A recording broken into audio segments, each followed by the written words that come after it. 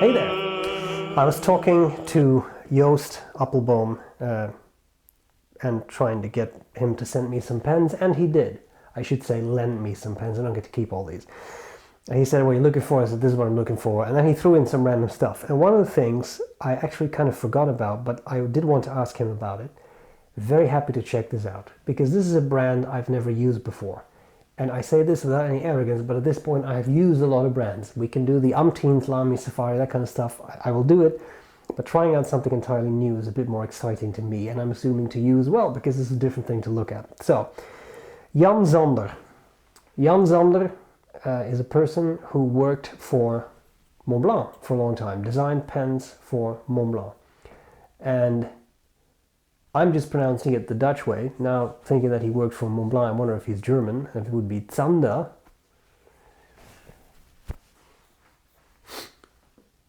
I couldn't find that on his website. Maybe I didn't look hard enough. Anyway, maybe you don't care that much. I'm going to continue saying Yan Zander because it sounds more Dutch.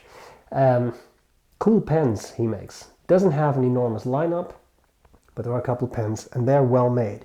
So I'm going to cover the parts of this pen. I'll do a writing sample. I'll tell you what I like about it, what I don't like about it. And I'm going to give you a sneak preview. This is a really fun pen to me. So there's a lot of like. Let's get started. Yan Zander pen, or Zander, if it is in fact German and I was not fully aware. Yan Zander design, this is the Imagine pen. I'll show you the pen in just a second. Like I said, Yan Zander worked for Montblanc, or at least I should say designed for Montblanc for 22 years. I suppose that's not exactly the same. Interesting box. So let's look at the box first. Nice, simple cardboard outer sleeve with his logo in relief. Then we have the actual box that pops open like this, magnetic closure, which is quite neat. Then we have a certificate of authenticity, very simple, with what looks like one of the Asian signature stamps. I think is really nice. The Imagine fountain pen, rose gold, sorry that's on this side, handmade, carbon, broad size, 14K nib, date of purchase, it's right there, number. So these are handmade pens, and the price reflects that. With a steel nib, 650 euros, with a gold nib, 810 euros. But before you tune out, let me talk to you a bit about this pen, because I think it has a lot going for it. So I show you the pen, I'll zoom in a bit, next to a Pilot Metropolitan for size. You can see it's a decently sized pen. It has very clean lines and perfect proportions, and I agree with that statement from the manufacturer. Cap and barrel are CFK carbon, which is supposed to be very strong material. It has an interchangeable clip. I'll show you that later in the video, but it just slides off. You can put on a different clip. Here is that clip, by the way, so you can see. It just slides off, pretty easy, quite nice.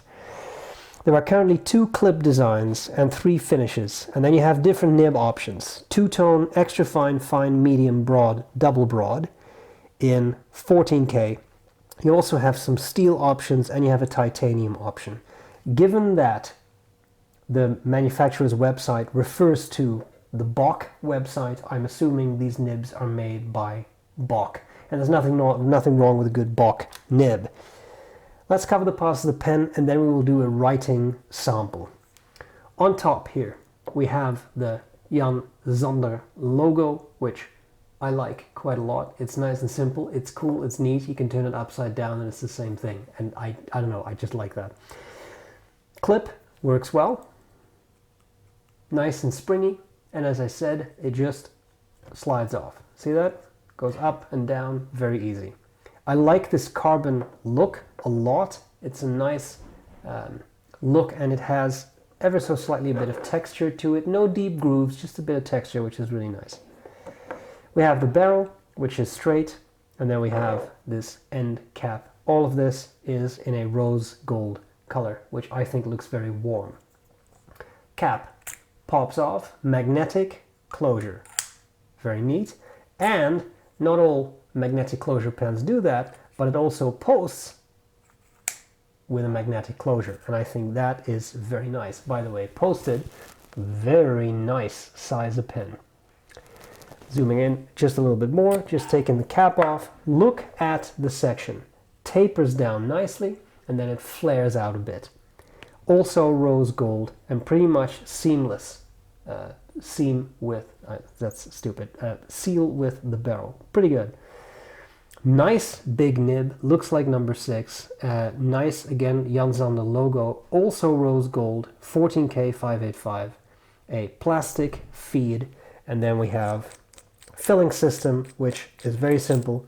Cartridge, converter, Schmidt converter. Nothing wrong with that. Like I said, nice size of pen. By the way, no shortage of threads for the section and metal threads in the barrel. So you don't strip anything with metal on carbon or anything. Really nice size. I like it posted. I like it unposted. And it's a broad nib, which makes me very happy. Let's see how it writes.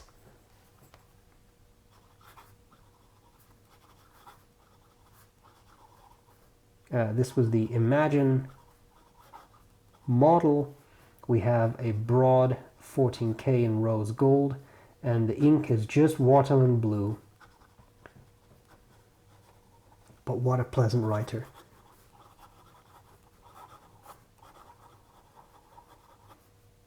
Brown, can't write anymore, sorry.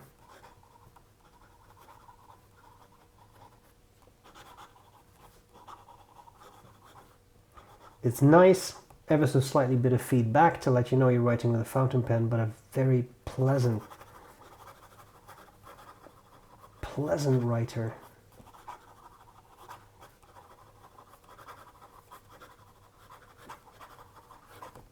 I just really love the way this pen writes. It's also really great in hand. I find this really comfortable, not too thick, not too thin. Great size. If you want to see me do this posted, that's also certainly possible. Becomes longer, but because there's not an awful lot of metal on top, it's not super top heavy. Really nice. This broad nib, certainly a bit stub-like in quality, slightly wider downstroke than side stroke. Just adds a bit of character to the writing, if you ask me. I really like that. And this felt like a nib which has a bit of softness to it. It's not a flex nib, so be very careful, but you can definitely squeeze out a bit of line variation.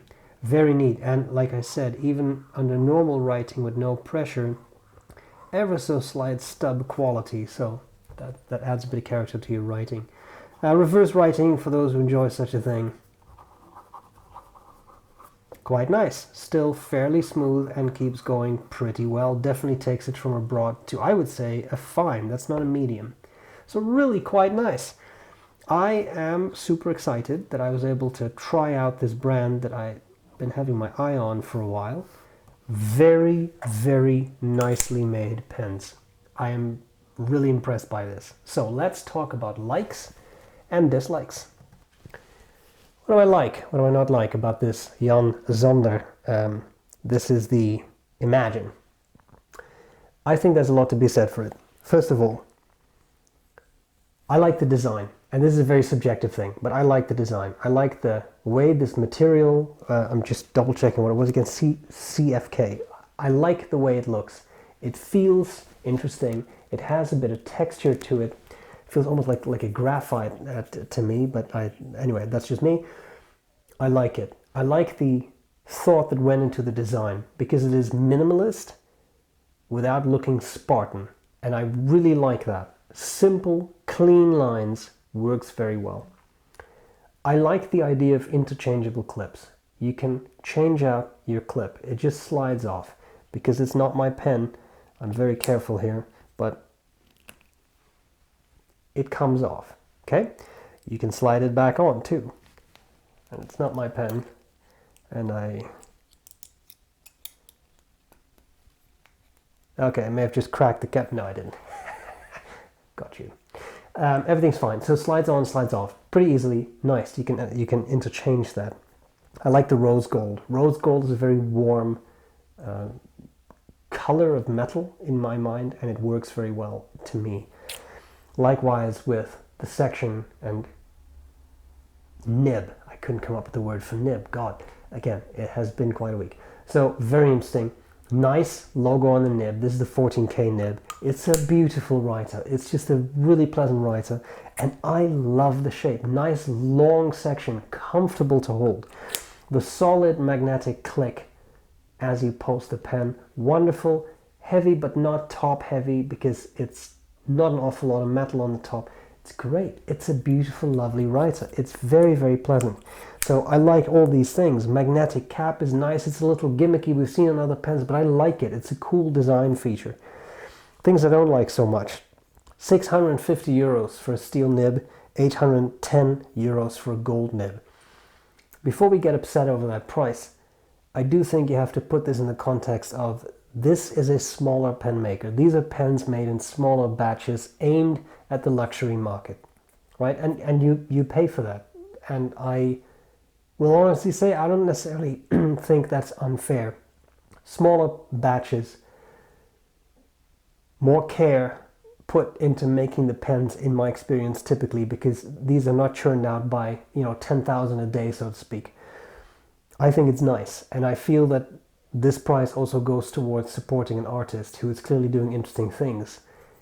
I really like it. Whether that price is worth it to you, that's a personal matter, and I know it's a high price. I'm not arguing that. It's an expensive pen, but in my mind you get a lot back for that. The writing experience is outstanding, and that's what you buy a pen for. So I am very, very impressed, and I'm very happy I was able to try this out. So remember, if you want to buy one, if you click the banner on my website, you get a 10% discount through Appelboom. That might be interesting in a pen of this price. Hope this was useful, and I'll gladly see you later.